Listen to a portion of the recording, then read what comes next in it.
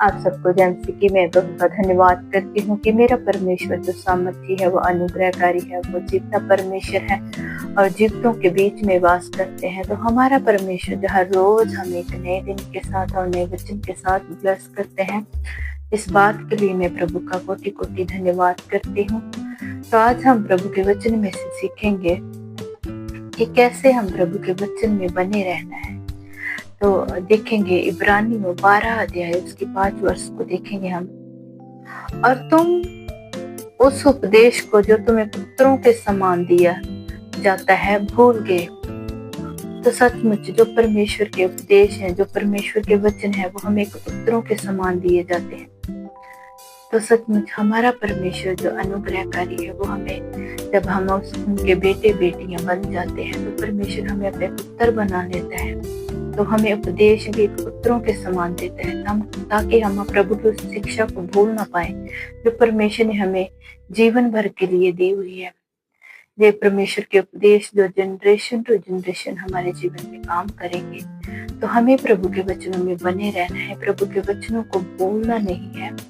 तो प्रभु की किसी भी बात को हमने हल्के में नहीं लेना, क्योंकि प्रभु का वचन आगे लिखा हुआ है, हे मेरे पुत्र, प्रभु की ताड़ना को हल्की बात ना जान, और जब वे तुझे घुड़के तो साहस ना छोड़। तो सच में जब परमेश्वर का वचन हमें सिखाते कि प्रभु की किसी भी बात को हम हल्के में नहीं लेना चाहिए, क्योंकि हम जब प्रभु के वचन को हल्के में लेते हैं तो हमारे जीवन में ऐसा कुछ भी आश्चर्य नहीं होता जो हम प्रभु के वचनों के द्वारा देखना चाहते हैं, जो प्रभु हमारे जीवन में करना चाहते हैं। तो हमें प्रभु की किसी भी बात को लाइटली नहीं लेना, हल्के में नहीं लेना।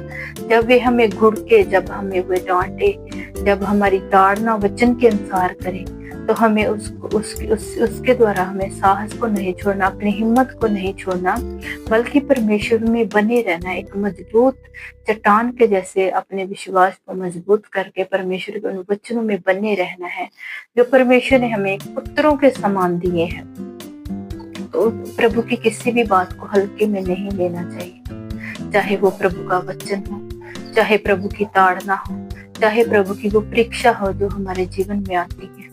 तो हमें किसी को हल्के में नहीं लेना, क्योंकि प्रभु का वचन हमें कहता है, तो जब वे तुझे घुड़के या डांटे तो साहस नहीं छोड़ना, हिम्मत नहीं छोड़ना है, क्योंकि प्रभु जिनसे प्रेम करता है उसकी ताड़ना भी करता है, और जिसे पुत्र बना लेता है उसे कोड़े भी लगाता है।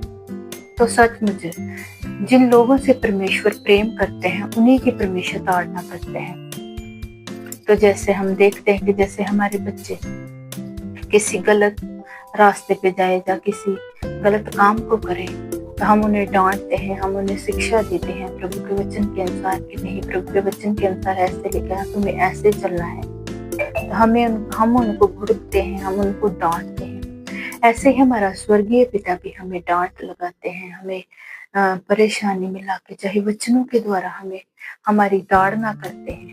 तो हमारा वो स्वर्गीय पिता, हमारा बनाने वाला परमेश्वर भी हमारी ताड़ना करते हैं। तो वचन कहता है, जब वे तुझे घुड़के तो साहस ना छोड़ना, क्योंकि जिससे परमेश्वर प्रेम करते हैं उसे डांटते भी हैं और उसे कोड़े भी लगाते हैं। कोड़े ये नहीं कि प्रभु हमें हमारी पिटाई करते हैं, नहीं, हमारे ऊपर किसी न किसी मुश्किल या परेशानी को लाकर हमें ताड़ना देते हैं। तो हमें उन वचनों में बने रहना है, क्योंकि प्रभु का वचन अगर वो पित्ती को डालने वाला, वो पित्ती को रचने वाला है, तो वो पित्ती से निकालने वाला भी परमेश्वर है।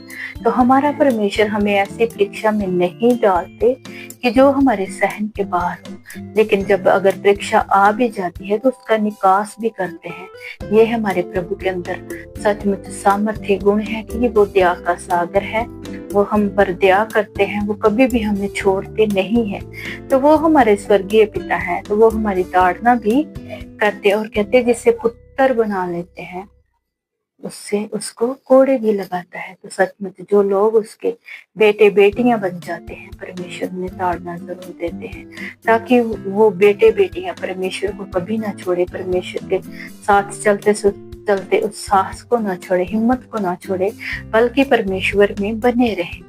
तो हमें प्रभु के वचनों को, किसी भी बात को हल्के में नहीं लेना चाहिए, क्योंकि प्रभु जिसे ताड़ता है उसे कोड़े भी लगाता है, उसे शिक्षा भी देता है कि तुम्हें ऐसे नहीं, तुम्हें ऐसे चलना है।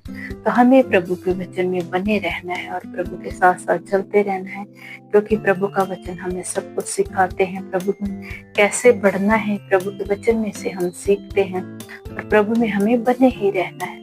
वो सामर्थ्य है, वो अपने कामों में भला है, क्योंकि उसकी भलाइयां हमारे जीवन में बहुत बड़ी हैं। तो अपने बच्चों के लिए हमेशा भलाई को ही उत्पन्न करते हैं। उसकी भलाइयां अगर हम गिनने लगे तो हमारी गिनती कम हो जाएगी, लेकिन परमेश्वर की भलाइयां कभी कम नहीं होगी, क्योंकि उसने हम पर इतनी भलाइयां की है।